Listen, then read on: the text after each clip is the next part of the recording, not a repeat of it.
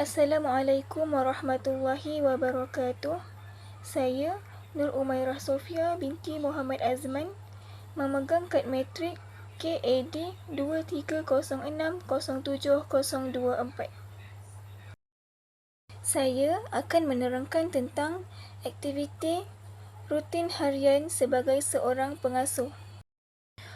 Rutin harian didefinisikan sebagai pekerjaan atau cara melakukan sesuatu yang telah menjadi kelaziman atau kebiasaan dan tidak berubah. Maksudnya di sini, sesuatu perbuatan atau perlakuan yang sudah kita biasakan setiap hari. Baik, seterusnya saya akan menerangkan tentang jadual rutin harian kanak-kanak di Taska. Sebelum itu, Taska ini beroperasi daripada hari Isnin hingga hari Jumaat. Saya akan menerangkan jadual rutin harian kanak-kanak bermula dari pagi hingga ke petang. Baik, 7 pagi hingga 8 pagi, saya sebagai pendidik akan menyambut dan mengambil kehadiran kanak-kanak. Yang kedua, saya akan memeriksa suhu badan kanak-kanak, dan yang ketiga, melihat kebersihan dan sebarang kecederaan kepada kanak-kanak. 8 pagi hingga 9 pagi, saya akan mengiringi kanak-kanak untuk membuat latihan ketandas. Selepas mereka membuat latihan ketandas, saya akan mengajar kanak-kanak menguruskan diri sendiri, seperti mandi, memakai baju dengan sendiri dan membasuh tangan dengan cara yang betul. Dan yang ketiga, kanak-kanak akan menikmati sarapan pagi yang telah disediakan. 9 pagi hingga 9.30 pagi merupakan aktiviti circle time dan senaman pagi. Circle time adalah seperti pendidik menceritakan buku cerita dan berbual ataupun bernyanyi bersama kanak-kanak untuk meningkatkan kemahiran sosial mereka. Dan yang kedua, senaman pagi boleh meningkatkan kecergasan tubuh badan kanak-kanak. 9.30 pagi hingga 10 pagi adalah aktiviti bacaan doa harian ataupun bacaan surah lazim. Contohnya, saya sebagai pendidik akan mengajar kanak-kanak membaca doa masuk tandas, doa keluar tandas, doa makan, doa selepas makan, doa tidur dan sebagainya. Surah lazim adalah seperti surah Al-Ikhlas, surah Al-Falaq, surah An-Nas, surah Al-Fil dan Al-Kawthar. Setiap hari pada pukul 10.30 pagi hingga 11.30 pagi akan ada slot-slot tertentu. Sebagai contohnya, hari Isnin adalah perkembangan bahasa dan komunikasi. Perkembangan bahasa dan komunikasi di sini, saya sebagai pendidik akan memperluaskan perbendaharaan kata seseorang kanak-kanak itu, ataupun meningkatkan atau memperluaskan juga struktur ayat untuk dia berkomunikasi. Seterusnya, hari Selasa adalah perkembangan diri dan dunia persekitaran.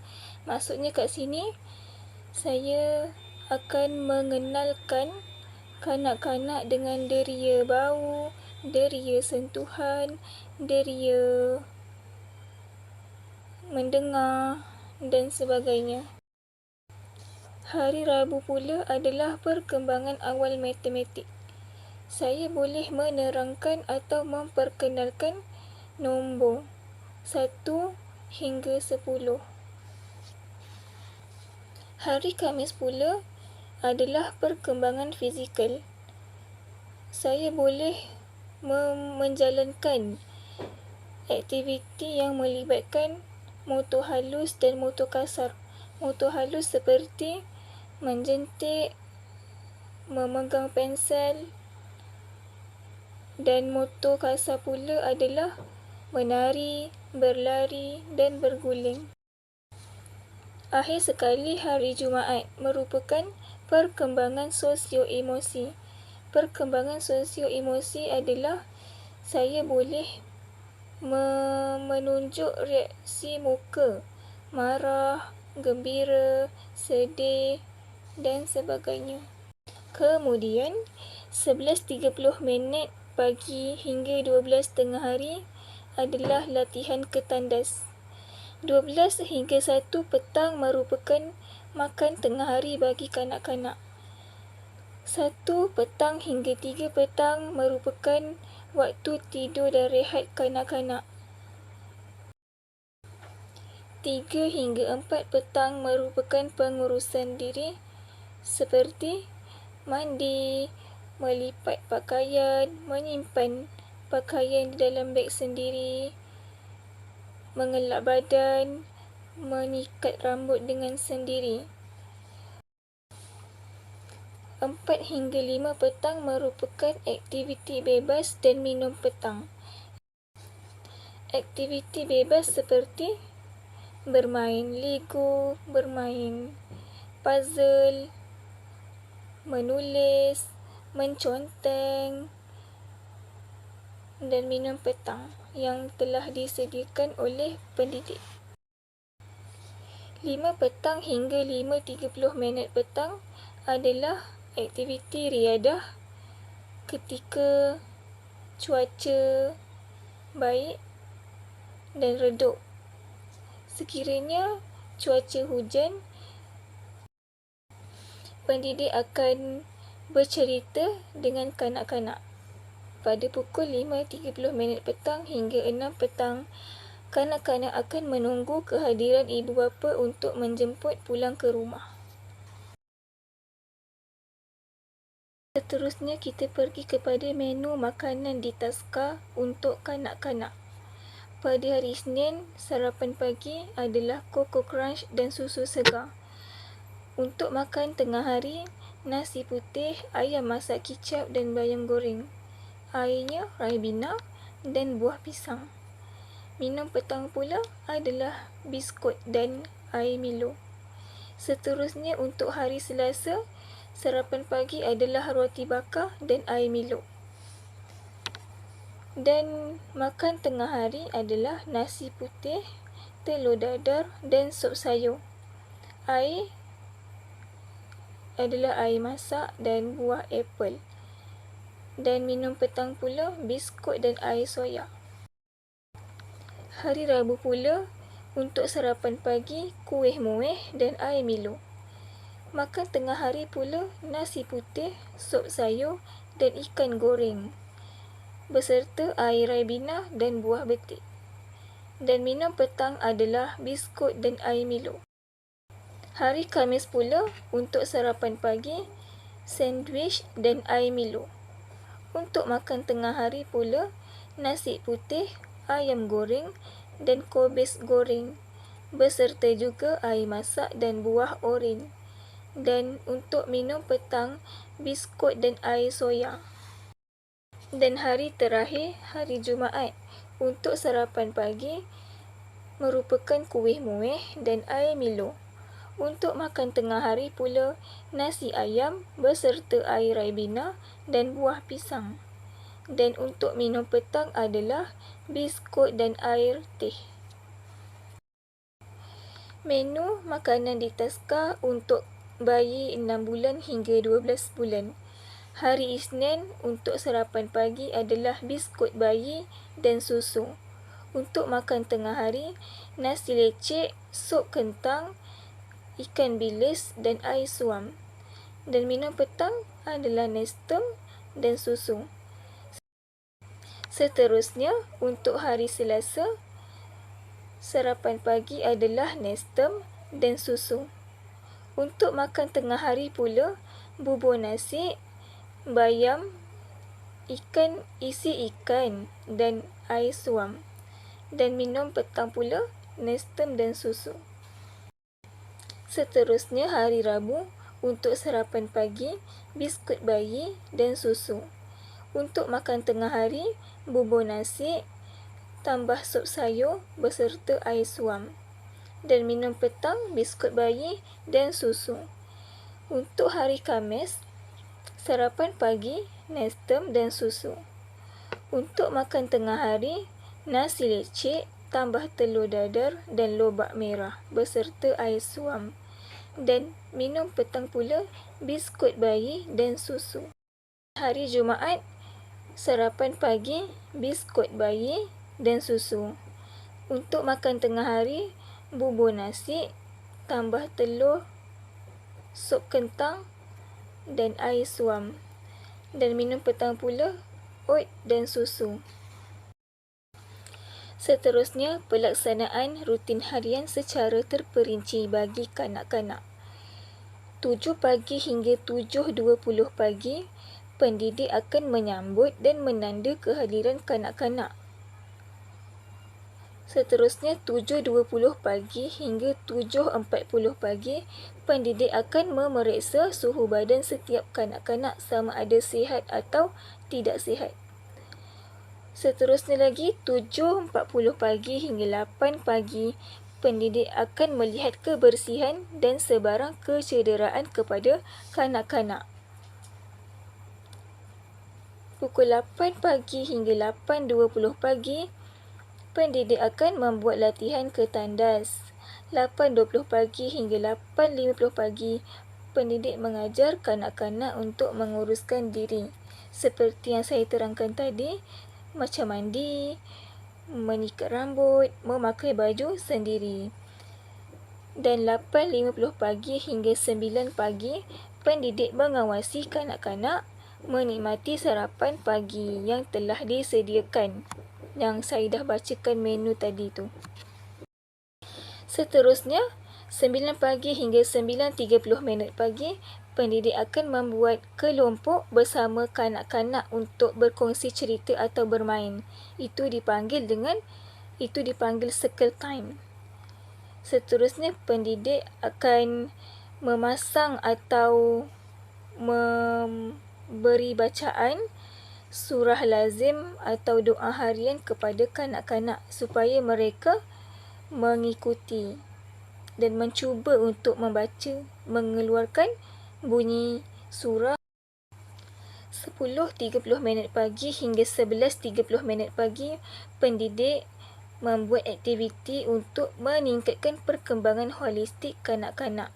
Seperti yang tadi itulah yang saya sebutkan, perkembangan bahasa dan komunikasi, perkembangan diri dan dunia persekitaran, perkembangan awal matematik, perkembangan fizikal, dan akhir sekali perkembangan sosio-emosi. 11.30 pagi hingga 12 tengah hari, pendidik akan mengulang semula untuk membuat latihan ke tandas. Dan seterusnya 12 tengah hari hingga 1 petang, kanak-kanak akan makan tengah hari. 12 hingga 1 petang, kanak-kanak akan makan tengah hari yang telah disediakan berdasarkan menu-menu yang telah disebutkan tadi. Dan 1 petang hingga 3 petang, itu adalah masa untuk kanak-kanak berehat dan tidur. 3 petang hingga 4 petang, pendidik akan mengajar kanak-kanak untuk menguruskan diri. Seperti yang kita tahu, banyak pengurusan diri yang perlu diajar kepada kanak-kanak. Yang saya sebutkan tadi, seperti mandi sendiri, memakai baju sendiri, menyimpan baju ke dalam beg sendiri. 4 petang hingga 4.45 petang, kanak-kanak akan membuat aktiviti bebas seperti bermain Lego, bermain puzzle, menulis, menconteng, berlari, berjoget dan sebagainya. 45 petang hingga 5 petang, kanak-kanak akan minum petang.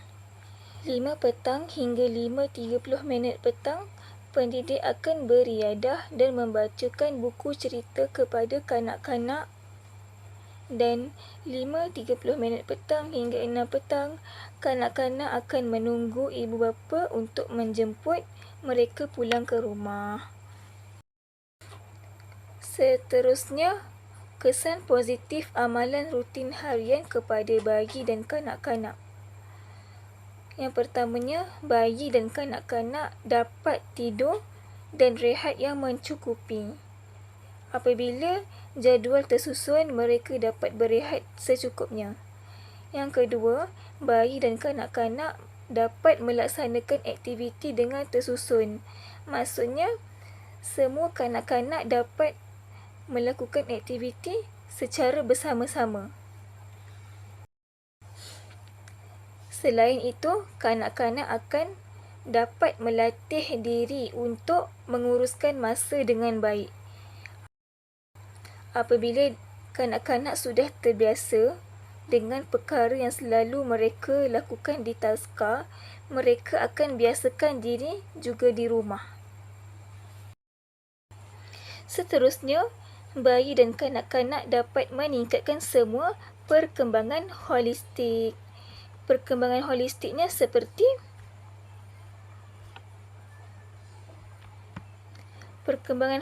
seperti fizikal, mental, bahasa, kognitif dan emosi. Dan akhir sekali, bayi dan kanak-kanak dapat makan mengikut ketetapan masa yang telah ditetapkan. Maksudnya mereka mengikut jadual pemakanan yang telah disediakan oleh pendidik. Jadual makan mereka tersusun dan mereka tidak terlalu awal untuk makan, tidak terlalu lambat untuk makan. Secara keseluruhannya, amalan rutin harian untuk bayi dan kanak-kanak di taska sangat penting untuk memperkembangkan setiap perkembangan holistik, iaitu fizikal, mental, bahasa, kognitif dan emosi. Sekiranya tiada amalan rutin harian dalam sesebuah taska, maka aktiviti yang dijalankan tidak tersusun dan kanak-kanak tidak dapat berehat dengan secukupnya, dan jadual makan mereka pun tidak tersusun. Oleh itu, sebagai pendidik perlu menitik beratkan dan sentiasa melakukan aktiviti berdasarkan jadual rutin harian supaya kanak-kanak sentiasa berkembang dengan baik. Terima kasih, itu sahaja daripada saya.